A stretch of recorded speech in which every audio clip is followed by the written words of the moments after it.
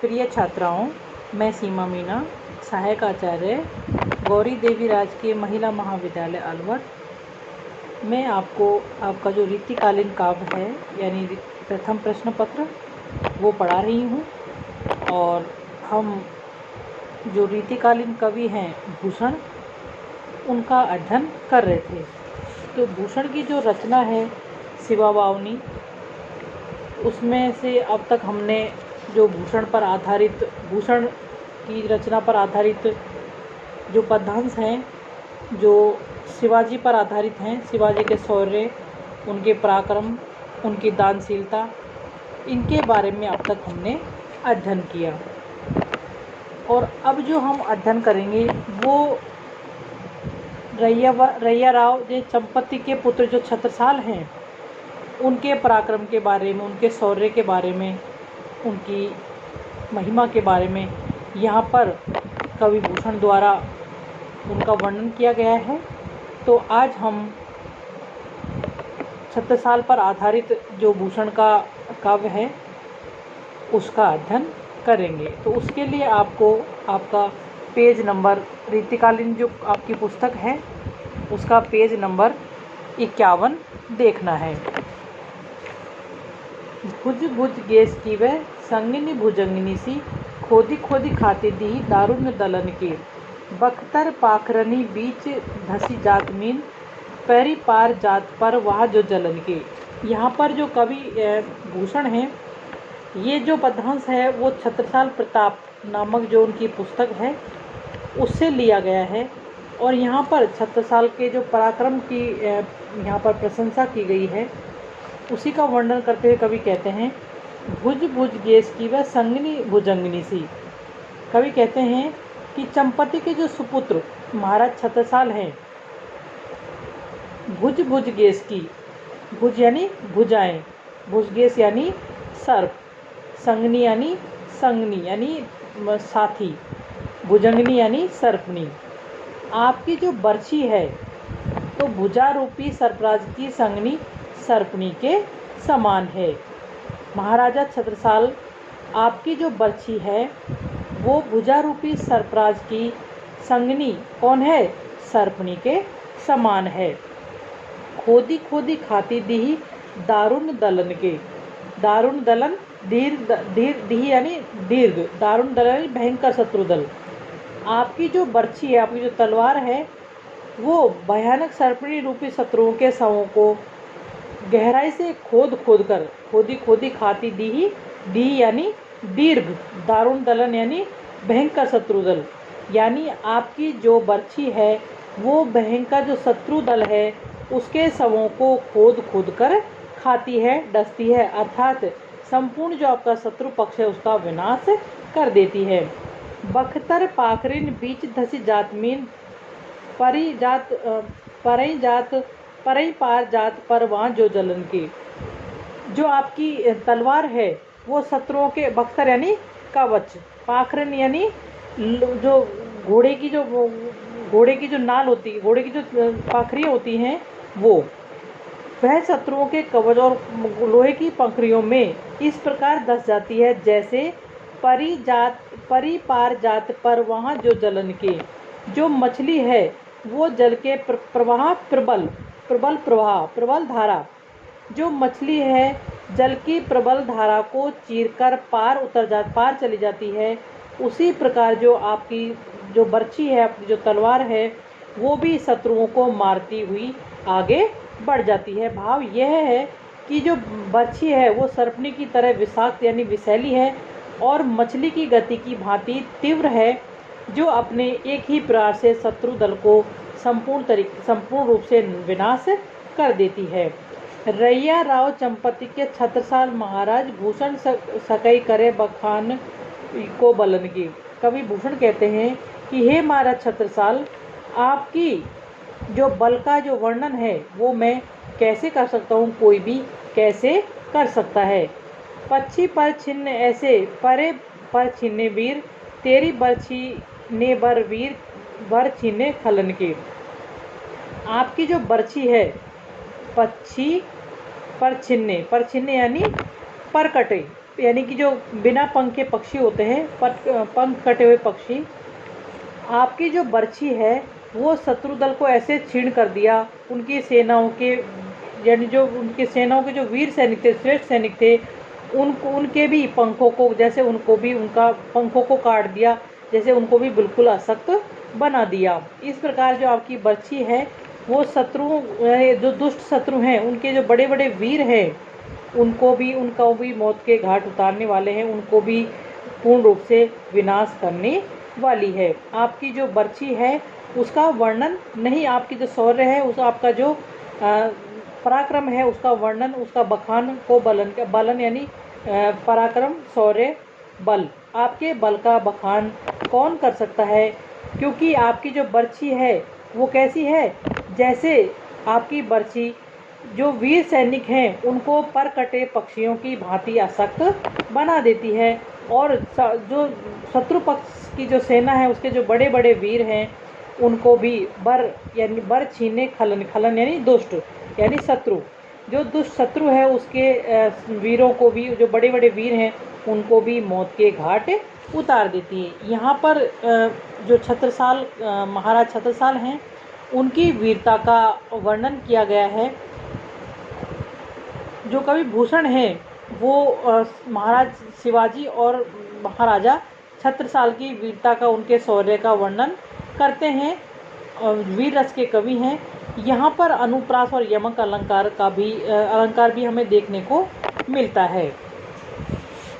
Haber हरट साजी गैबर गरट सम, पदर के ठट्ट फौज जुरी तुर्कान की, भूषण भनत राय चंपति के छत्रसाल, रोप्यो रन ख्याल के वे ढाल हिंदुवान के।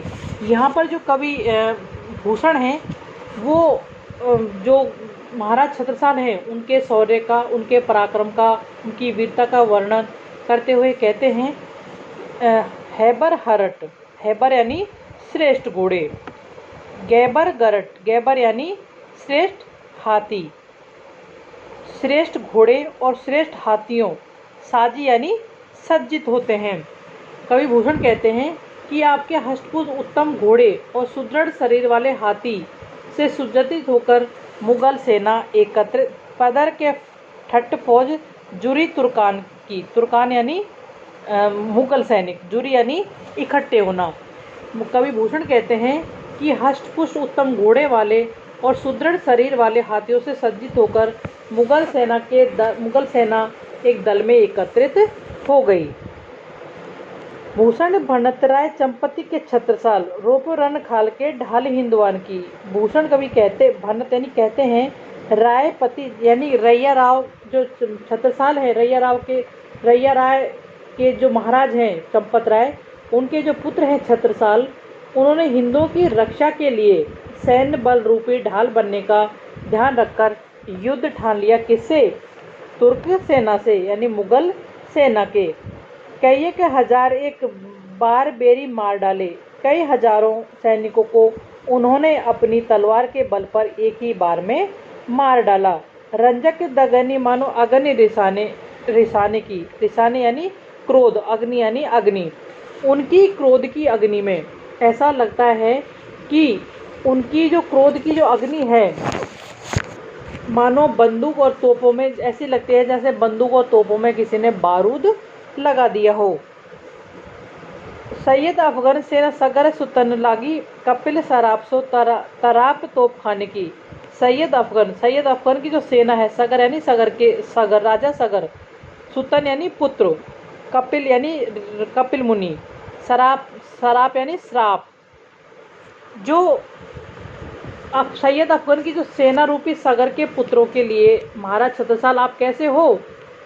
कपिल, जो महर्षि कपिल के साप के समान हो, जिससे कपिल मुनि के साप से जो राजा सगर के 60,000 पुत्र थे वो भस्म हो गए थे, उसी प्रकार महाराज छत्रसाल की तोपों के द्वारा सैयद अफगन की सेना का नाश हुआ। तो यहाँ पर जो कवि हैं वो पौराणिक उदाहरणों का सहारा लेकर महाराज वीर छत्रसाल के शौर्य का वर्णन करते हैं।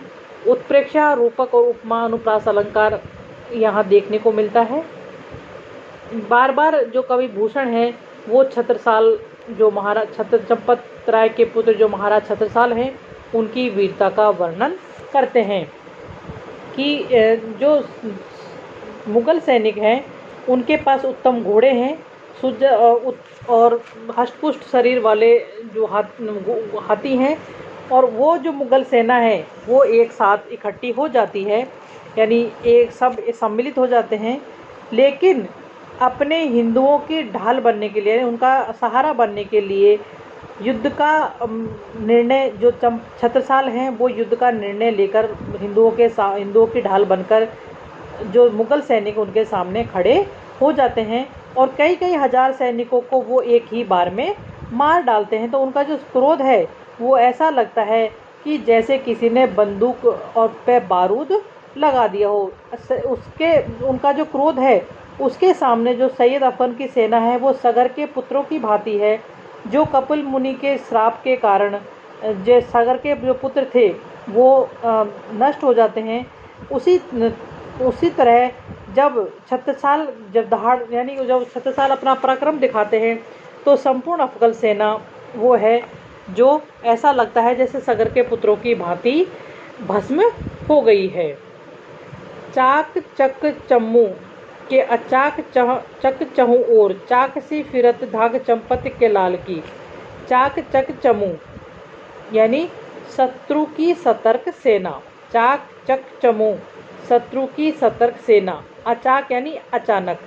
चक चहु और यानी चारों ओर। चाक सी फिरत धाक चंपति के लाल की। चंपति के पुत्र जो महाराज छत्रसाल हैं उनकी धाक कैसी है?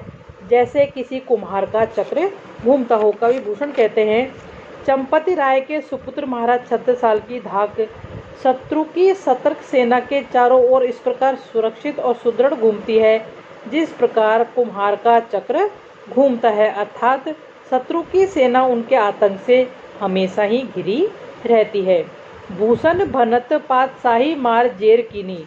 कवि भूषण भनत यानी कहते हैं कि महाराजा छत्रसाल ने मारी जेर कीनी, अपनी बादशाही साम्राज्य तथा सेना को मारकर छत्रसाल कहते हैं कि बादशाही साम्राज्य तथा सेना को मारकर जेरी यानी जर्जर कर दिया, खत्म कर दिया, नष्ट कर दिया। कहाँ उमराना करेरी तलवार करवाल की। करेरी यानी सामना करना, उठाना, करवाल यानी तलवार। कवि भूषण कहते हैं कि कोई भी जो बादशाही सेना का कोई भी उमराव यानी कोई भी राजा, कोई भी सैनिक वीर छत्रसाल के सामने तलवार तानकर खड़ा नहीं हो सका। सुनी सुनी रीति वीरदैत के बड़प्पन की। आपकी वीरदैत यानी यश, आपके यश की जो बड़प्पन की जो कहानियाँ हैं उनको सुन सुनकर थप्पन उथप्पन की बानी छत्रसाल की, यानी उखाड़ देना और थप्पन स्थापित करना, उथप्पन उखाड़ देना। यानी आप किसी राजा को स्थापित करते हैं, किसी को उजाड़ देते हैं, तो उसके पराक्रम की वीरतावली को सुनकर जंग जीत लेवाते वे दाम देवा भूप हैं।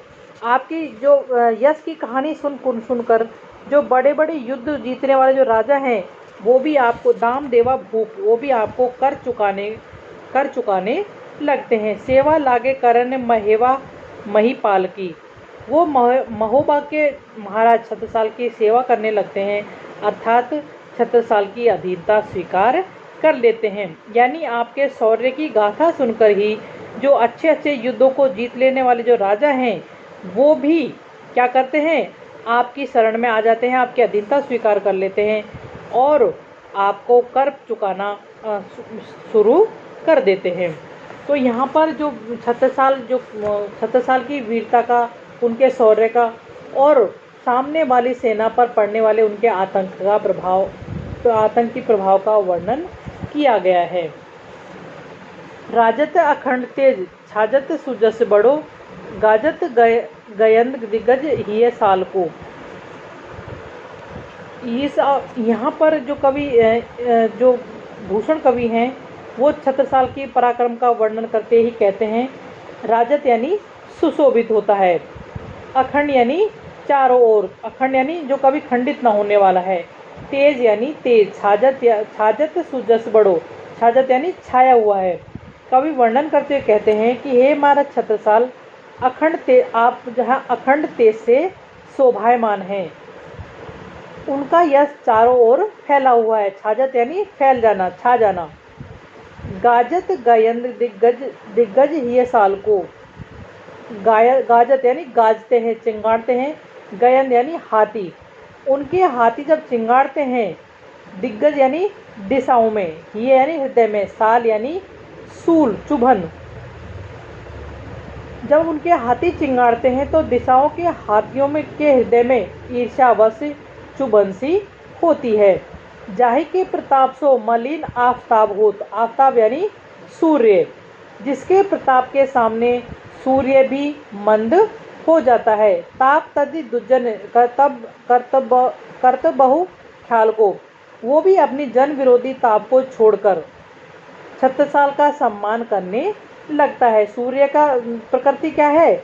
तपाना यानी तेज फैलाना, लेकिन वो भी छत्रसाल की शौर्य के सामने, उनकी प्रताप के सामने, उनके पराक्रम के सामने वो भी सर मस्तक झुका देता है। साज सजी गज तुरी पदर पदर कतार दीने भूषण भनत ऐसो दीन प्रतिपाल कहाँ।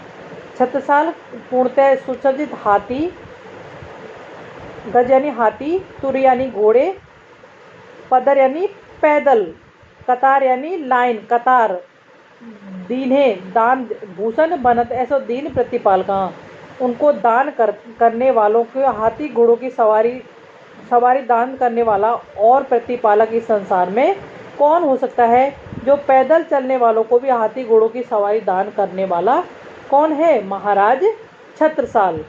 आन राव राजा एक मन में न लाऊं अब, साहू को सराहूं के सराहूं छत्रसाल को। इसलिए मैं अन्य किसी राजा को अपने मन में नहीं लाऊंगा। या कवि भूषण कहते हैं कि मैं और किसी राजा का बखान नहीं करूंगा, किसी के शौर्य की, किसी के पराक्रम का बखान नहीं करूंगा। मैं या तो शाहजी के पुत्र शिवाजी की प्रशंसा करूंगा या महाराज छत्रसाल की सराहना करूंगा। तो यहाँ पर छत्रसाल की वीरता का वर्णन किया गया है और कवि ने अपनी जो आसक्ति है किस में बताई है? शिवाजी में और महाराजा छत्रसाल के प्रति जो प्रत्यक्ष रूप से वो अपना मन का यानी हृदय का यानी स्वभाव का परिचय देते हैं कि मेरा जो स्वभाव है दोनों में ही, मेरा जो हृदय दोनों में ही रमता है। देश दह बट्टी आयो आगरे दिल्ली के मेड़े, बरगी बहरी मानो दल जिमी देवा को। यहाँ पर जो कवि भूषण हैं वो उनकी छत्रसाल की वीरता का, उनका पराक्रम का वर्णन करते हुए कहते हैं, भूषण कवि कहते हैं कि जब आगरा और दिल्ली, मेड़े यानी पास, आगरा और दिल्ली के पास मुगल सेना जब देश बह अट्टी आयो यानी जब मुगल सेना आक्रमण करने आई, देश दह बट, देश यानी राज्य, यानी आगरा और दिल्ली की जो मुगल सेना है महाराज छत्रसाल के राज्य पर आक्रमण करने आई तो ऐसी लग रही थी। बरगी बहरी मानो दल जिमी देवा को, बरगी यानी राक्षस, ऐसा लग रहा था जैसे राक्षस की जो सेना है वो किसी देव सेना से लड़ने के लिए आई हो। भूषण भनत छत्रसाल छितिपाल मनी, ताके देखियो बिहाल जंग जीत लेवा। कवि भूषण कहते हैं कि ऐसा लग रहा था महाराज छत्रसाल ने अपने मन में भूषण भनत छत्रसाल छितिपाल मनी, छिति यानी पृथ्वी, पृथ्वी के पालक यानी छत्रसाल है क्या, कौन है?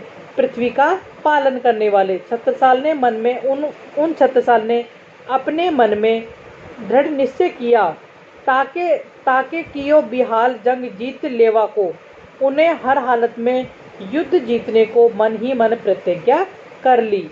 खंड खंड सारे यो अखंड मही मंडल में, मंडो तो ते बुंदेलखंड मंडल महोबा को।